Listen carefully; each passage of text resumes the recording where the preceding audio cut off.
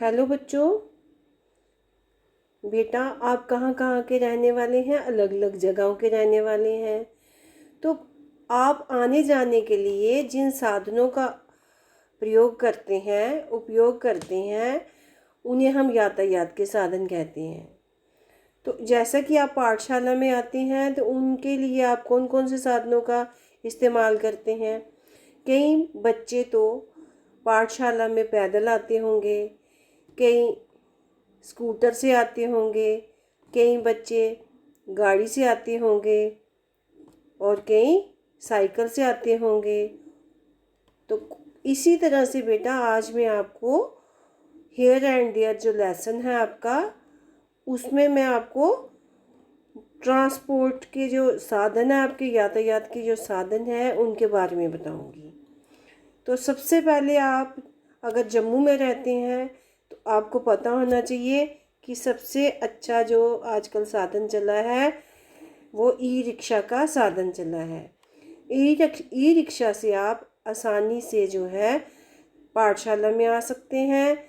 E rickshaw में 4 से 5 सवारियां जो आराम से बैठ सकती हैं और छोटे बच्चे जो हैं वो इसका उपयोग जो है कर सकते हैं।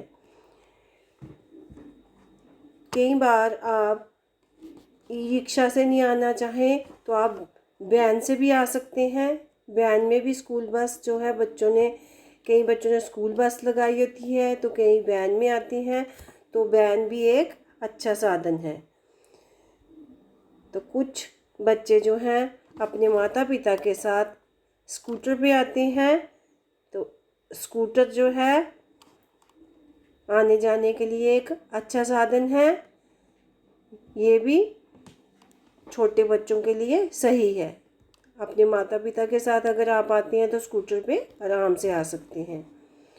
तो कुछ बच्चे जो हैं अपने आने जाने के लिए मोटरसाइकिल का इस्तेमाल करते हैं। कोई भाई बहन के साथ आ रहा है तो मोटरसाइकिल के ऊपर आ रहा है, तो ये भी यातायात का एक साधन है।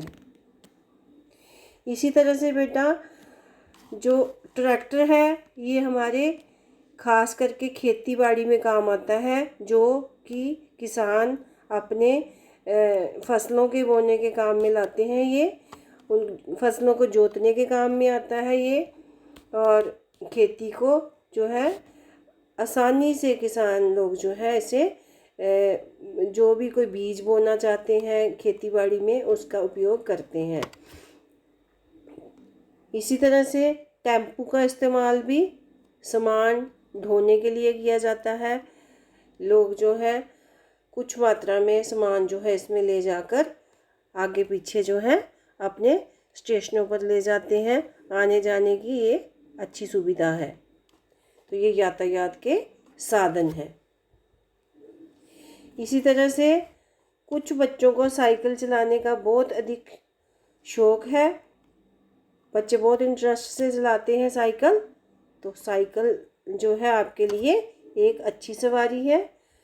इसको आप रोड के ऊपर बड़े आराम से चलाइए और इसका प्रयोग भी आपको ठीक ढंग से करना चाहिए। जो बच्चे साइकिल चलाते हैं, जिनको चलाना आता है, वही बच्चे चला सकते हैं। और सड़क में आते समय आप यातायात के नियमों का भी पालन कीजिए। जिन बच्चों को साइकिल नहीं चलाना आता वो ई रिक्शा के ऊपर तो आते ही हैं, उसके साथ साइकिल रिक्शे के ऊपर भी आ सकते हैं। तो साइकिल रिक्शा भी एक अच्छा साधन है आने के लिए।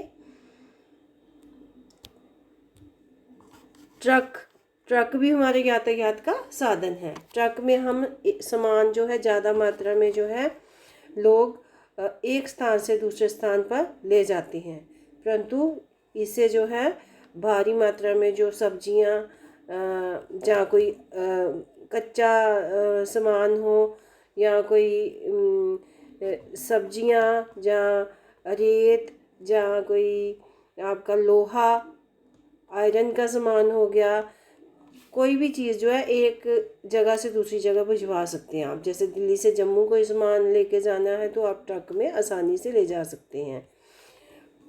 तो अगर आपने कोई सामान शिफ्ट करना है एक जगह से दूसरी जगह पे ले जाकर, जैसे ट्रांसफ़र हो जाती है कई लोगों की जो जॉब में होते हैं, तो वो एक जगह से दूसरी जगह पर जाकर इस ट्रक का इस्तेमाल कर सकते हैं। इसमें जितने भी आपके घर का सामान है वो इसमें डालकर आप एक जगह से दूसरी जगह में आप ले जा सकते हैं आसानी से। तो ये भी एक यातायात का साधन है।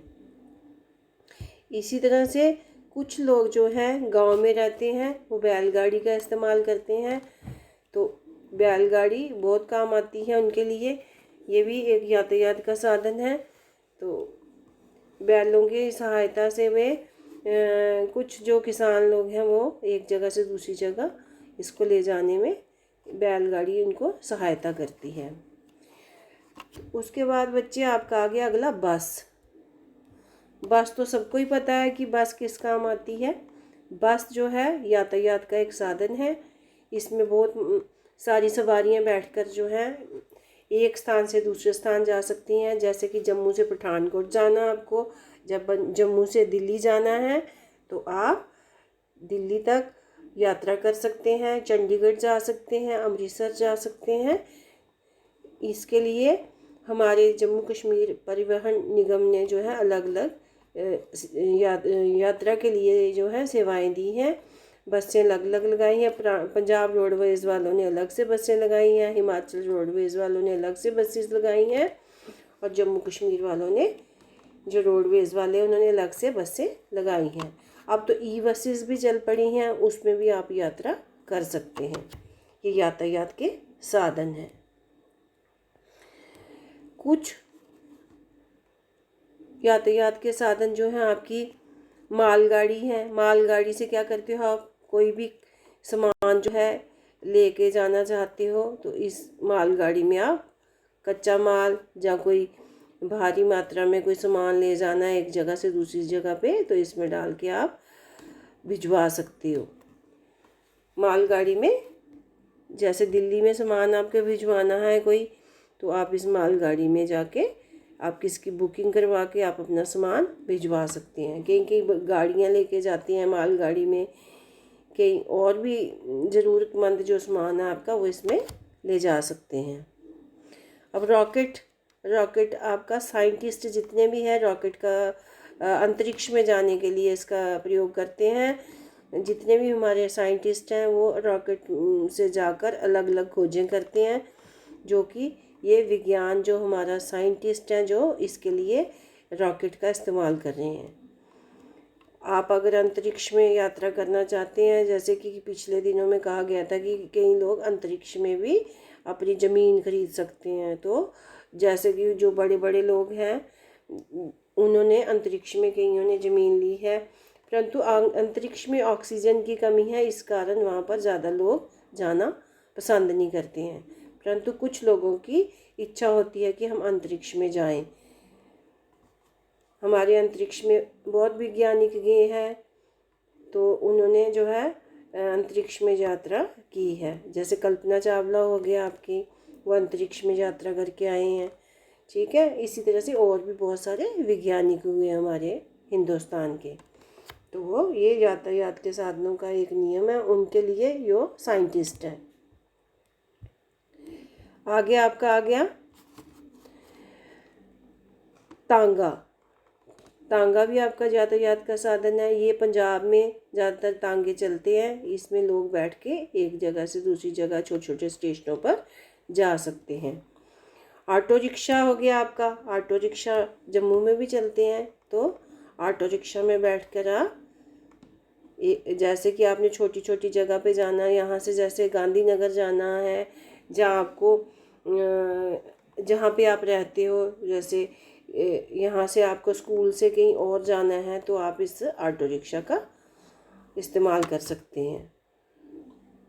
मेट्रो ट्रेन जो है आपकी दिल्ली में चलती है, तो दिल्ली में आप मेट्रो ट्रेन देख सकते हैं। जो बच्चे यूपी में जाते हैं, बिहार में जाते हैं, वो मेट्रो ट्रेन जो है कभी कभी आप दिल्ली में यात्रा करने जाएं तो यहाँ से जम्मू से राजधानी एक्सप्रेस जाती है एक ट्रेन, उसमें बैठ के आप यात्रा कर सकते हैं। लोकल ट्रेन भी काफ़ी जाती हैं, फिर वहाँ पर आप दिल्ली रेलवे स्टेशन उतरकर मेट्रो ट्रेन देख सकते हैं। ये भी एक यातायात का साधन है। इसी तरह से पानी में चलने वाला कौन कौन सा साधन है? मोटर बोट जो है वो पानी में चलती है, और ये समुद्र में भी चलती हैं, और समुद्र के साथ साथ ये समुद्री जो जहाज़ है वो भी पानी में चलते हैं। मोटर बोट से लोग यात्रा करते हैं और एक स्थान से दूसरे स्थान पे जाते हैं। इसी तरह से कार है आपकी, ये भी यातायात का साधन है। कार बहुत अधिक लोग खरीदते हैं, जैसे कि आपके विद्यालय में भी बहुत सारी कारें हैं बाहर खड़ी हैं, आपने कार तो अक्सर देखी है। तो कार से एक स्थान से दूसरे स्थान में जाने के लिए आपको ये बहुत अच्छा साधन है। तो आप लोग इसमें भी अपने परिवार सहित जो है यात्रा कर सकते हैं। इसी तरह से बच्चों ये आपकी एक वाहन ये दिया गया है आपका, ये भी वैन की तरह ही है, बहुराष्ट्रीय वाहन है ये व्हीकल है, ये भी इसमें भी आप बैठ के यात्रा कर सकते हैं। इसी तरह से बोट है, ये पानी में चलने वाली बोट है, इसको किश्ती भी बोलते हैं, नाव भी बोलते हैं हम। ये नाव जो है आपकी यहाँ पे, जैसे कि जम्मू कश्मीर में चंद्रभागा दरिया है, अखनूर में पड़ता है ये, तो उसमें ये नाव बोट जो है चलती है। इसी तरह से नदियों में भी बोट चलती है। मुझे लगता है कि आप में से कई बच्चों ने तो बोट में यात्रा की होगी, तो बोट में भी कुछ लोग जो है यात्रा कर सकते हैं।